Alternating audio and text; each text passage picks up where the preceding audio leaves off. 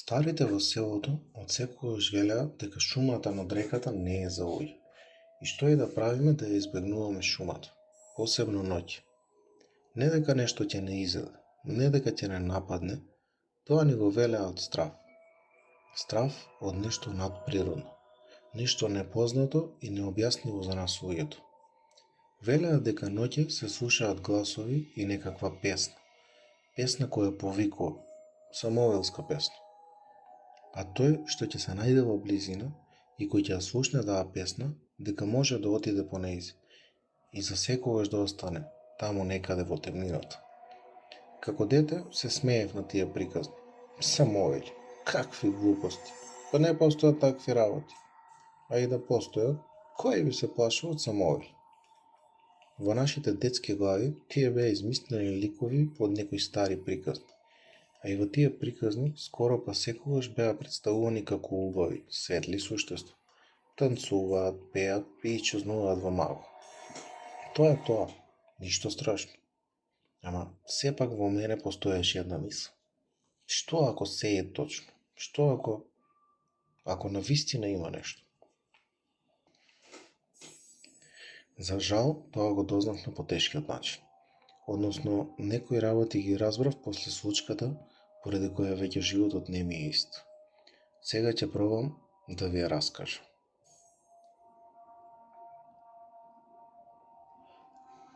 Се случи тоа еден есенски ден. Лисијата на дрвјата веќе беа пожолтени. Небото веќе не беше така сино. Се имаа насобрано облаци од кои се гледаше дека забрзо ќе падне голем дожд. Баш тој ден, првиот што исчезна беше Благоја, воденичарот. Отиде да ја провери браната пред дождовите и не се врати. Вечерта пред стемнување седевме ние неколку умине пред селската крчма, додека гледавме како убаво почнува да врне дожд.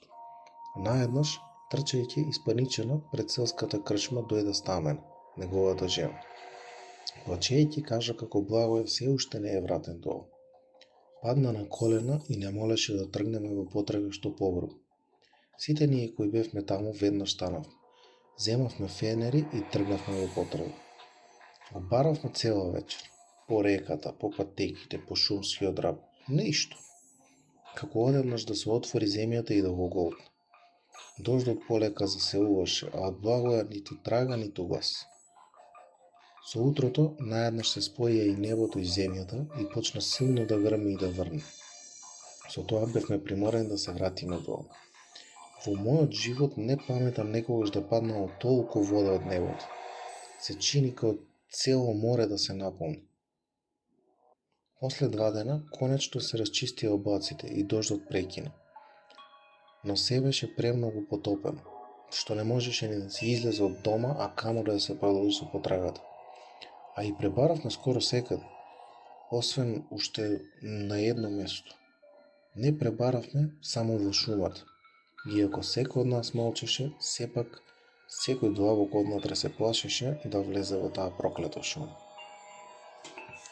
Третата вечер по исчезнувањето, луѓето почнаа да зборуваат како навечер се слуша пеење од шумата. Тивко, убаво, како женски гласови што пеат стара заборавена приспивна песна. Тогаш најхрабрите од нас се решивме. Решивме да влеземе во шумата со надеж дека можеби баш таму ќе го пронајдеме Благоја. Бевме 6 со ламби, со секири, со крстови во џебовите и со страв што никој не сакаше да го признае на глас. Штом ги поминавме првите дрвја, воздухот се смени.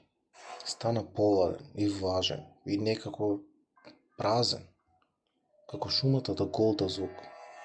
Нашите чекори звучеа далечно, како да не одиме туку некаде многу подлабоко. Патека немаше, бидејќи сите избегнуваа шумата. Пред нас се отворија само тесни премини меѓу дрвјата, кои се виеа како да некој намерно ги искривил. Тогаш го слушнавме пеењето. Прво едва и чујно, како ветер што минува низ трска. Потоа појасно. Женски гласови, не еден, туку многу, како да се преклопуваат. Песната беше убава. толкова што ме заболе нешто во градите, како носталгија за нешто што никогаш не сум го имал. Замовили, прошепоти до Стојан. Замолчете сите, не ги гледајте директно. Но како да не гледаш? Меѓу дрвјата почна да се појавуваат силуети. Светли, бледи, како направени од месечина и од магла. Долги коси им паѓаа по грбовите, а чекорите не им оставаа трага на земјата. Лицата не им ги гледавме јасно, како да мозокот одбиваше да ги состави. Песната стана погласно.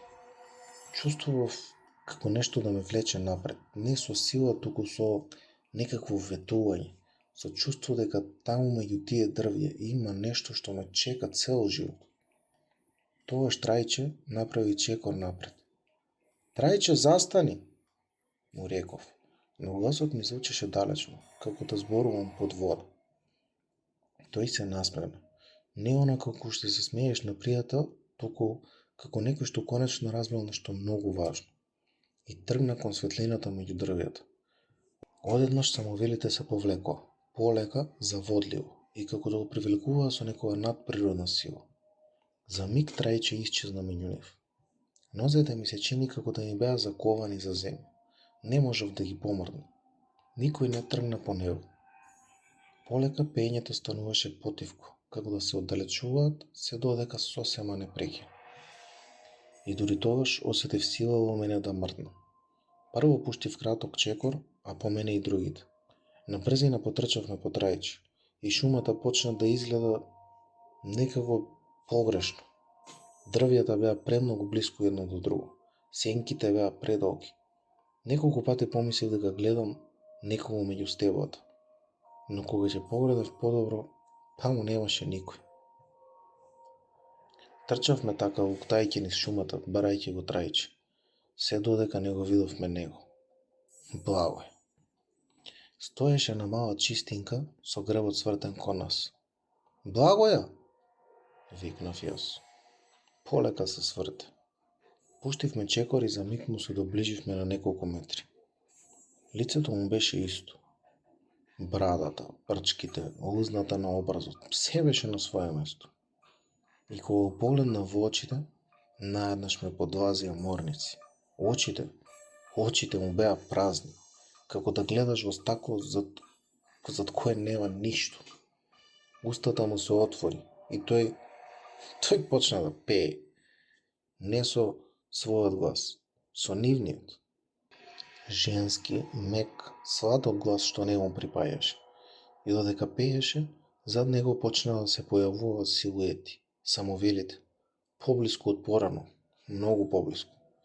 Тогаш видовме дека кожата на Благој на места е тенка, како да нешто под неа се движи, како да не е тој што стои таму, туку нешто што го носи како облека. Една од самовелите се приближи и му остави едната рака на рамото, а со другата полека покаша кон нас. И одеднаш му се затвори устата. За миг застана и на лицето му се појави некаква језива, страшна насмевка. Полека почна да се приближува на кај нас, а и самовелите веднаш зад него пеејќи се погласно. Почнавме да бегаме. Шумата се менуваше додека трчавме. Патеките исчезнуваа, дрвјата се поместуваа. Песната не следеше од сите страни.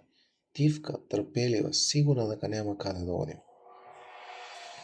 Васко, кој беше на чекор зад мене, падна.